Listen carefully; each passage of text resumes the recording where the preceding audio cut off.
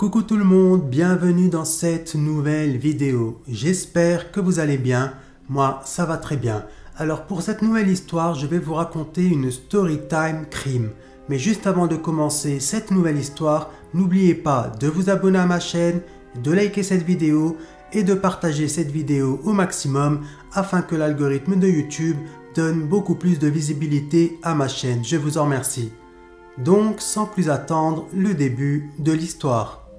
L'histoire que je m'apprête à vous raconter s'est passée au Maroc en 2019. Je vais vous raconter l'histoire d'Hichem. Quand Hichem était à la fac, il va faire la connaissance d'une de ses camarades de classe. Et cette camarade de classe-là va tomber amoureuse d'Hichem et réciproque. Hichem va tomber amoureux d'elle. Ils se sont donc mis en couple jusqu'à la fin de leurs études. À la fin de ses études, Hichem va commencer à chercher du travail, mais malheureusement pour lui, personne ne va vouloir l'embaucher. Un jour, Hichem a dit à ses parents qu'il était amoureux de l'une de ses camarades de classe et qu'il était en couple avec elle depuis déjà quelques années. Ensuite, il va leur dire « Écoutez, maman, papa, cette fille-là, je l'aime comme un fou et elle m'aime énormément et j'aimerais l'épouser. » En entendant cela, ses parents étaient très contents pour lui. Ils lui ont dit « Écoute mon fils, si cette fille, c'est une fille pieuse, si c'est une fille de bonne famille, une fille respectueuse, fidèle et honnête, il n'y a pas de problème, nous irons tous ensemble demander sa main. » Quelques semaines plus tard, Hichem, accompagné de ses parents, sont partis demander la main de cette fille. Par la suite, Hichem est resté fiancé à cette fille pendant 2 ans et demi.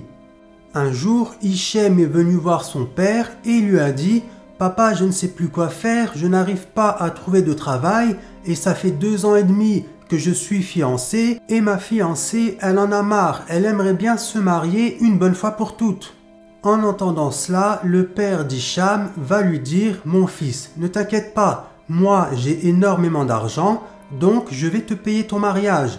Et quand tu seras marié, eh ben tu viendras vivre dans notre maison actuelle, tu prendras le premier étage avec ta femme et ta mère et moi, nous irons vivre au rez-de-chaussée. » Quand Hichem il a entendu ça, il était trop content. Il s'est dit « Ça y est, ma fiancée et moi, nous allons enfin nous marier. » Quelque temps après, Hichem s'est marié, il a eu vraiment un très beau mariage grâce à son père. Et une fois marié, son père va lui dire « Écoute mon fils, vu que tu n'arrives pas à trouver de travail, moi ça ne me dérange pas de subvenir à tes besoins et aux besoins de ta femme, car j'ai énormément d'argent, mais il faut que tu travailles, il faut que tu deviennes un homme. Donc ce qu'on va faire, c'est que notre garage, tu vas le prendre et tu vas y faire à l'intérieur un hanout, une petite épicerie. Comme ça, tu pourras y travailler et gagner ta vie. » En entendant cela, Hichem il lui a dit « Merci papa, il n'y a pas de problème, je vais devenir un homme et je te remercie pour cette opportunité. » Quelque temps après, quand l'épicerie va ouvrir, ça va être un carton. Tout le voisinage va venir faire ses courses chez Hichem. En voyant que l'épicerie cartonnait, le père d'Hichem, il était très content pour son fils. Quelque temps après, la femme d'Hichem va tomber enceinte de son premier enfant. Et 9 mois plus tard, elle va accoucher d'un petit garçon. Et 2 ans plus tard, le couple va accueillir leur deuxième enfant. Pareil, un autre petit garçon. Hichem et sa femme étaient vraiment très heureux parce que dans leur couple, il n'y avait vraiment aucun problème, ils ne se disputaient jamais. Et donc là, avec leurs 2 petits garçons, ils étaient vraiment trop contents. C'était vraiment le pur bonheur. Un jour, alors que Hichem il était dans son épicerie, derrière sa caisse, il y a une femme qui va venir dans son épicerie. Et cette femme-là, c'était vraiment une bombe atomique. Elle avait les yeux verts, les cheveux noirs très longs et elle était très belle, machallah. Elle a donc fait quelques courses et quand elle est arrivée à la caisse pour payer, elle va fixer Hichem droit dans les yeux et elle va lui faire un clin d'œil. Ensuite, elle a payé et elle est partie. Quand cette femme a quitté l'épicerie de Hichem, Hichem s'est dit « Waouh, mais c'était qui cette femme ?» En plus, son parfum, il avait une odeur, mais une odeur, ça sentait vraiment trop bon. Ça sentait tellement bon et tellement fort que l'odeur du parfum de cette femme est restée dans l'épicerie pendant 2 jours. Depuis qu'Hichem a vu cette femme pour la première fois, il ne mangeait plus chez lui le midi. Il disait à sa femme « Écoute, à partir d'aujourd'hui, tous les midis, tu me prépareras un sandwich que je mangerai ici, dans mon épicerie, derrière la caisse. » Sa femme, elle lui disait « Mais pourquoi ?» Il lui disait « Écoute, ce ne sont pas tes affaires, fais ce que je te dis, c'est tout. » Par la suite, lui qui avait pour habitude de fermer son épicerie à 19h, il restait jusqu'à très tard le soir, jusqu'à 22h, 23h, pour espérer revoir cette femme. À cause de cette femme, le comportement de Hichem avait complètement changé. Il était devenu distant envers sa femme et même envers ses enfants. Tous les jours, du matin au soir, Hichem n'arrêtait pas de penser à cette femme et à sa beauté, et il se disait « Mon Dieu, j'espère que je vais la recroiser, j'espère qu'elle va revenir dans mon épicerie. » Par la suite, Hichem va encore de nouveau décaler la fermeture de son épicerie, passant de 22h, 23h à 1h du matin. Il s'est dit comme ça, plus je resterai dans mon épicerie et plus j'aurai de chances de revoir cette femme. Avec le temps, Hichem il commençait à péter les plombs. Il n'arrêtait pas de penser à cette jeune femme, si bien qu'il commençait même à se disputer avec sa femme. 2 semaines plus tard, qui va venir dans l'épicerie de Hichem? La jeune femme. Quand Hichem a vu cette jeune femme de 25 ans au physique de Miss entrer dans son épicerie, il est directement allé la voir en lui disant « Mais où est-ce que vous étiez? Ça fait un moment que je pense à vous, je n'arrête pas de penser à vous, je ne dors plus, je ne mange plus, je n'arrête pas de me disputer avec ma femme à cause de vous, même mes enfants, je ne joue même plus avec eux, je n'arrête pas de penser à vous, où est-ce que vous étiez depuis tout ce temps ?» En entendant cela, la jeune femme elle lui a dit « Ah bon, vous espériez me revoir, mais pourquoi ?» Là, Hichem va lui dire, tout simplement, depuis que je vous ai vu la dernière fois, j'ai des sentiments pour vous. Je suis tombé amoureux de vous. Là, la jeune femme, elle va commencer à rigoler et elle va lui dire, mais pourquoi? Tu aimerais m'épouser? Là, Hichem, il lui a dit, non, je ne veux pas vous épouser. Moi, je suis déjà marié et j'ai 2 enfants. Mais j'aimerais que nous devenions des amis. En entendant cela, la jeune femme va lui dire, il n'y a pas de problème. Si tu veux que toi et moi, nous restions copains-copines, entre guillemets, ils s'étaient tous les deux compris, bien évidemment, il faudra payer très cher, parce que moi, je coûte extrêmement cher. Et si tu veux avoir la chance de passer la nuit avec moi, il faudra me payer. Là, Hichem, il va lui dire, pour l'argent, il n'y a pas de problème. Moi, mon épicerie, elle cartonne. Si tu me demandes 1 million, je te donnerai 2 millions. Mais par contre, si je te passe un coup de téléphone en te demandant de venir me voir, il ne faudra pas me dire non. Là, la jeune femme, elle lui a dit, il n'y a pas de problème, on fait comme ça. Ensuite, elle va lui dire, ok, tu veux qu'on se voit quand? Aujourd'hui? Là, Hichem, il a rigolé et il lui a dit, non. Là, il y a ma femme et mes enfants qui sont là chez moi. Mes parents, heureusement, ils sont partis en vacances. Je vais essayer d'envoyer ma femme et mes enfants chez sa famille à elle. Et quand ma femme et mes enfants seront partis, je te passerai un coup de fil et tu viendras chez moi passer la nuit. Là, elle lui a dit, il n'y a pas de problème.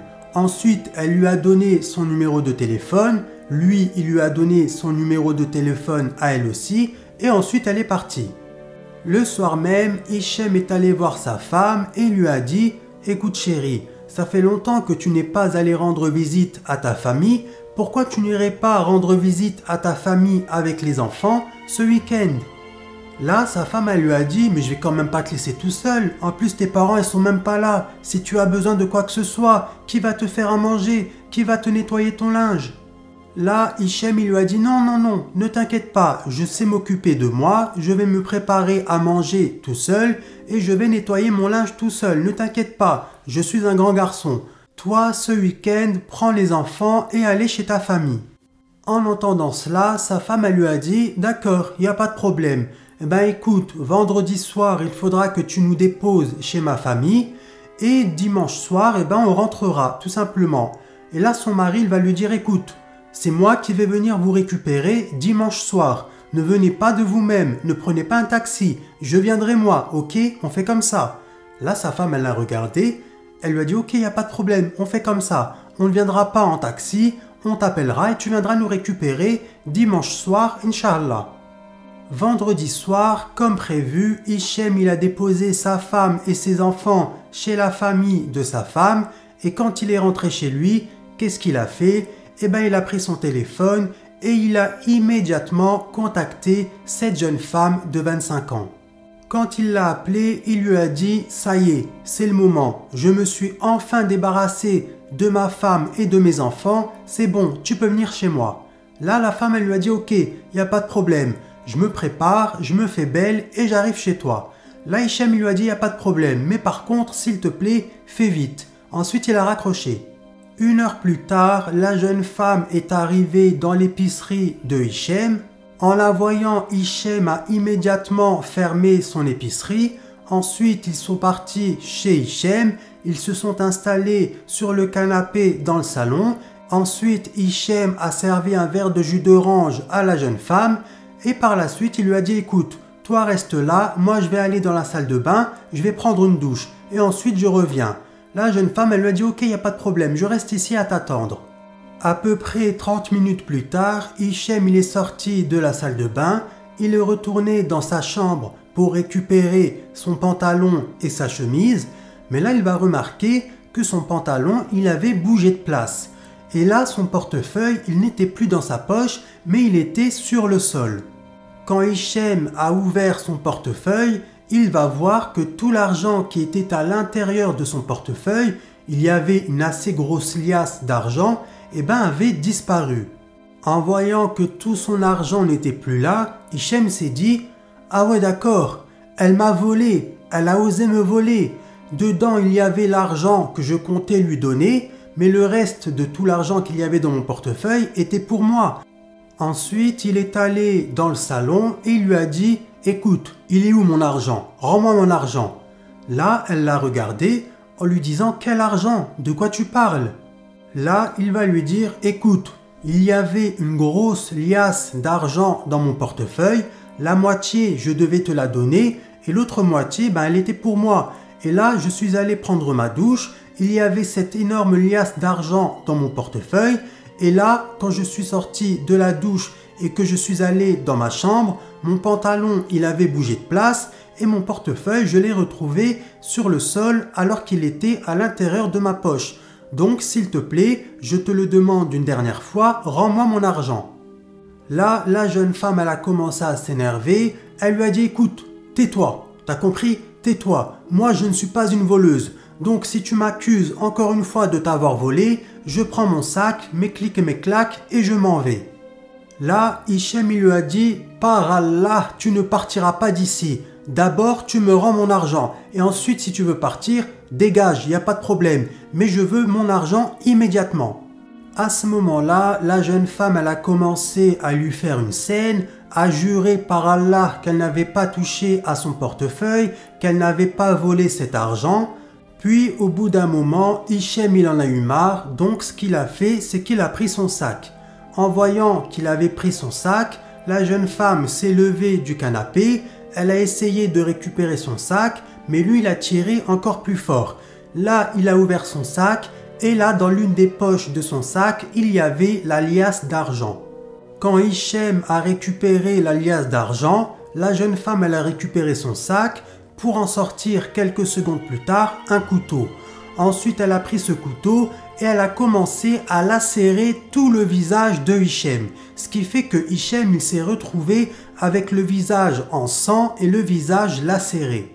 Pendant que la jeune femme était en train de lui lacérer tout le visage avec son couteau, Hichem, ce qu'il a fait, c'est qu'il lui a mis un coup de pied dans le ventre. Ensuite, la jeune femme, elle est tombée. Il a récupéré le couteau et il a commencé à la poignarder à la poitrine. Il lui a mis au moins une vingtaine de coups de couteau dans la poitrine. Bien évidemment, la jeune femme, elle est décédée sur le coup. En voyant que son visage était lacéré de A à Z et qu'il était en sang, Hichem s'est dit « Mais comment je vais faire? Je peux pas aller à l'hôpital, ils vont me demander ce qui s'est passé. Qu'est-ce que je vais leur dire? Et si ma femme elle rentre, qu'est-ce que je vais lui raconter? Comment je vais faire? Comment je vais faire? Là, il a commencé à réfléchir, puis il a été dans la cuisine chercher 2 couteaux. Quand il est arrivé dans le salon avec les 2 couteaux, il s'est dit, il va falloir que je découpe cette femme-là en petits morceaux, que je mette tout ça dans des sacs en plastique et que je me débarrasse au plus vite de toutes les preuves avant que ma femme et mes enfants ne rentrent de leur week-end. Par la suite, il a pris son couteau et il a décapité la jeune femme. Ensuite, il a récupéré sa tête qu'il a mis dans un sac en plastique et il est monté sur le toit de la maison, sur le star, et il a caché la tête de cette jeune femme dans un coin où personne ne pourra la retrouver. Ensuite, il est redescendu, il a repris son couteau et il a commencé à lui couper les 2 mains. Par la suite, il a essayé de découper le reste de son corps, sauf que cette jeune femme, elle était très grande de taille, mais elle avait quelques kilos en trop, ce qui fait qu'il avait du mal à découper son corps. En voyant qu'il était dans l'incapacité de découper le reste du corps de cette jeune femme, Hichem s'est dit « Mais comment je vais faire ? Je n'arrive pas à découper le reste de son corps. Elle est trop en chair, elle est trop grande. Comment je vais faire? Il va y avoir du sang de partout. Déjà qu'il y a du sang de partout, mais là, si je découpe le reste de son corps, tout le salon va être inondé avec son sang. » Ensuite, il était là en train de stresser, tout affolé. Il était là en train de réfléchir, mais comment je vais faire? Qui c'est qui pourrait m'aider? À qui je pourrais demander de l'aide? Mais comment je vais faire? Ma femme, elle va bientôt revenir avec les enfants. Ils vont retrouver tout le sang qu'il y a dans le salon. Comment je vais faire pour me débarrasser d'elle? Et il était là en train de stresser, en train de pleurer, tout affolé, en train de transpirer. Il était vraiment au plus mal. Cette nuit-là, Hichem, il a fait une nuit blanche, ce qui est tout à fait normal, on peut le comprendre. Le lendemain, donc le samedi, Hichem, il était là devant le corps de la jeune femme en se disant « Mais comment je vais faire? Ma femme et mes enfants vont rentrer demain. Comment je vais faire pour me débarrasser d'elle? Je n'ai trouvé aucune solution. » Et il était là en train de stresser, quand soudain, il va entendre du bruit. Il va donc tendre son oreille pour entendre quelques secondes plus tard ses enfants. Quand il a entendu ses enfants, il va entendre quelques secondes plus tard sa femme. Là, il s'est dit « Mince, je suis vraiment dans la muise. Comment je vais faire? Le corps de la jeune femme, il est encore là, dans notre salon. Ma femme, elle va voir ça. Nos enfants, ils vont voir ça. Qu'est-ce que je vais leur dire? Comment je vais faire ?» Quelques minutes plus tard, la femme de Hichem est arrivée dans leur salon et là, elle va voir son mari avec le visage en sang et le visage complètement lacéré. Là, elle va commencer à s'affoler. Elle va lui dire « Mais qu'est-ce qui se passe? Qu'est-ce qui t'est arrivé? Pourquoi tu es lacéré sur tout le visage? Qu'est-ce qui s'est passé ?» Là, il va lui dire « Écoute, là, c'est pas le moment. Je te raconterai tout ça après. Va prendre nos enfants et mets-les dans leur chambre. Et ensuite, je te raconterai tout ce qui s'est passé cette nuit. » En entendant cela et en voyant le visage de son mari en sang et complètement lacéré, sa femme, elle était en panique. Elle lui a dit « Ok, je vais mettre nos enfants dans leur chambre et j'arrive. » Elle est partie mettre ses enfants dans leur chambre et ensuite elle est arrivée dans le salon. Et c'est là qu'elle va tomber nez à nez avec le corps de la jeune femme qui était complètement décapitée et qui n'avait plus de main. En voyant cette scène horrible, en voyant cette jeune femme qui était décapitée, qui n'avait plus de main et qui était là en train de baigner dans une mare de sang, la femme de Hichem, elle va commencer à transpirer, elle va commencer à stresser, elle va commencer à être en panique et c'est là qu'elle va littéralement tomber dans les pommes. Quand sa femme est tombée dans les pommes, Hichem, il est allé récupérer un verre d'eau, il a commencé à lui asperger un petit peu d'eau sur le visage et il a commencé à lui réciter du Coran. Quelques minutes plus tard, sa femme, elle est revenue à elle-même. Quand sa femme est revenue à elle-même, elle va lui dire « Mais qu'est-ce qui s'est passé? C'est quoi ça? Qu'est-ce que tu as fait? Qu'est-ce que tu as fait ?» Là, son mari va lui dire « Écoute, je vais tout te raconter. » Là, il va lui dire « Écoute, cette jeune femme-là, je l'ai rencontrée il y a quelque temps dans mon épicerie. Ensuite, elle m'a dragué. Ensuite, nous avons discuté. Puis, par la suite, on s'est échangé nos numéros de téléphone et j'ai attendu que tu partes rendre visite à ta famille pour te tromper. Ensuite, il va continuer en lui disant « Mais tu sais, il ne s'est rien passé entre nous, car elle m'a volé tout l'argent que j'avais dans mon portefeuille, et ensuite il y a eu une altercation entre elle et moi, elle a sorti son couteau et elle m'a lacéré tout le visage. Moi, je me suis défendu, je lui ai donné un coup de pied dans le ventre, le couteau il est tombé, ensuite j'ai récupéré le couteau et je lui ai mis à peu près une vingtaine de coups de couteau dans la poitrine, et elle est décédée sur le coup. Par la suite, je ne savais pas quoi faire, donc je l'ai décapité, j'ai découpé ses mains que j'ai cachées sur le stah, et ensuite je ne savais plus quoi faire de son corps. Ensuite il lui disait tout en pleurant « Pardonne-moi, pardonne-moi, par Allah, je suis désolé, je regrette ce que j'ai fait, pardonne-moi, pardonne-moi ». En entendant cela, sa femme elle était choquée. Ensuite il va lui dire « Je t'en supplie ma femme, aide-moi. Je suis ton mari, je suis le père de tes 2 enfants, donc s'il te plaît, je t'en supplie, aide-moi à me débarrasser de son corps. Il va falloir que tu m'aides à découper tout le reste de son corps, on mettra tout ça dans des sacs en plastique que nous irons jeter un peu plus loin, comme ça, ni vu ni connu. Donc je t'en supplie, aide-moi, s'il te plaît, je suis ton mari. » En entendant cela, sa femme elle lui a dit « Quoi? Ça va pas la tête, jamais de la vie !» Et là, son cœur il a commencé à battre de plus en plus vite et elle s'est de nouveau évanouie. Quand sa femme s'est évanouie pour la seconde fois, il va de nouveau lui éclabousser quelques gouttes d'eau sur le visage et quelques minutes plus tard, elle va revenir à elle-même. Quand elle est revenue à elle-même, elle va lui dire « Écoute, moi là ce que je vais faire, c'est que je vais appeler mon frère et je vais lui demander de venir afin de t'aider. Lui c'est un homme qui est grand et costaud, il saura quoi faire et il saura se séparer du corps de cette jeune femme. Moi, je ne peux pas, je suis une femme, je suis petite, je suis toute menue, je n'arriverai pas à me débarrasser du corps de cette femme.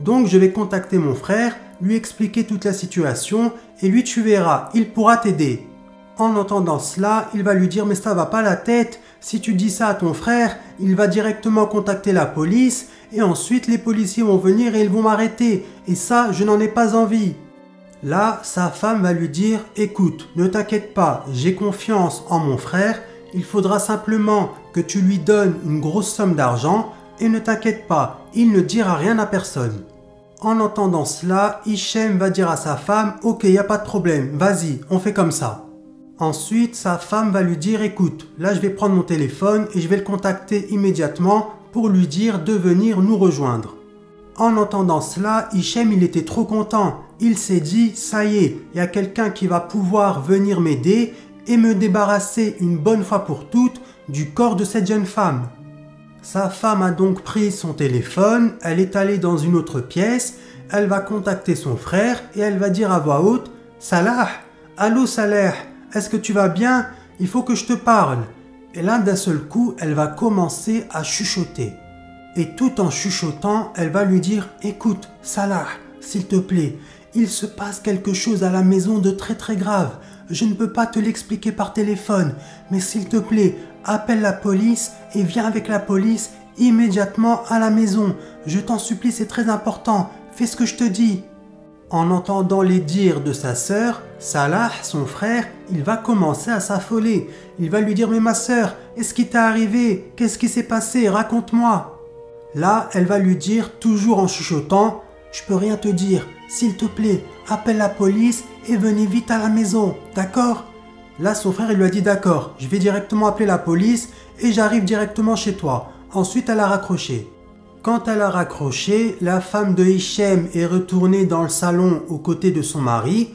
Et là, son mari va lui dire, « Alors, qu'est-ce qu'il t'a dit ton frère ?» Et là, elle va lui dire, « Écoute, tu peux être tranquille, tu peux être rassuré. Mon frère, il arrive et il va t'aider, ne t'inquiète pas. » En entendant cela, Hichem, il était rassuré. Il était content, il s'est dit, ça y est, il y a quelqu'un qui va m'aider et je vais enfin pouvoir me débarrasser de ce corps. Quelques minutes plus tard, quelqu'un va venir sonner à la porte. Là, la femme d'Hichem va lui dire, ça doit être mon frère, reste ici, je vais aller ouvrir. Elle est allée ouvrir la porte et là, il y avait son frère accompagné de plusieurs policiers. Par la suite, les policiers sont entrés dans la maison, ils sont arrivés dans le salon et là, vision d'horreur.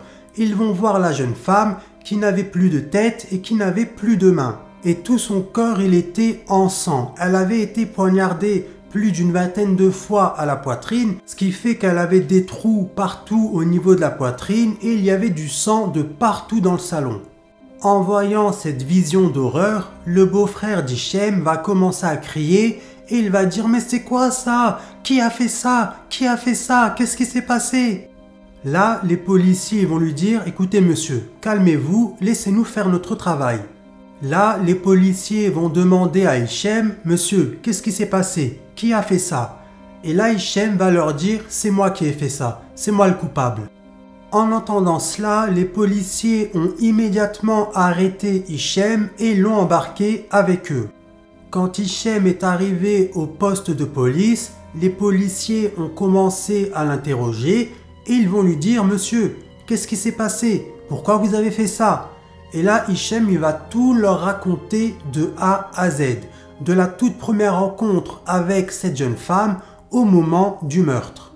Une fois que les policiers ont eu tous les aveux de la part d'Hichem, ils l'ont arrêté et jeté en prison. Par la suite, ils ont fouillé dans le sac de la jeune femme, de la défunte, pour en ressortir un portefeuille et là, ils ont retrouvé sa carte d'identité. Ensuite, ils ont été chez elle pour voir si elle n'était pas mariée, mais malheureusement, cette femme-là, elle n'était pas mariée.